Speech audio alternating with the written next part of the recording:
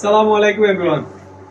আপনাদের যাদের বাজেট 20 থেকে 25,000 টাকার মধ্যে ভাবছেন এই বাজেটের ভিতর কি ডেডিকেটেড জিপিইউ দিয়ে ল্যাপটপ পাবো, তাইলে আমি বলবো আপনি এই মডেলটি দেখতে পারেন। এটি হচ্ছে Lenovo ThinkPad সিরিজের X395 Ryzen 5 এর 3500U series, 8GB RAM, 256GB SSD।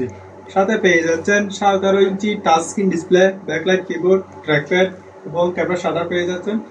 এছাড়াও আপনার সব ধরনের পোর্ট ফ্যাসিলিটি পেয়ে যাচ্ছেন। ইউএসবি পোর্ট বলেন, আপনার type C port, HDMI, headphone jack, সব ধরনের পোর্ট ফ্যাসিলিটিও পেয়ে যাচ্ছেন। খুবই লাইট ওয়েট একটি ল্যাপটপ, দেখো লাইট ওয়েট।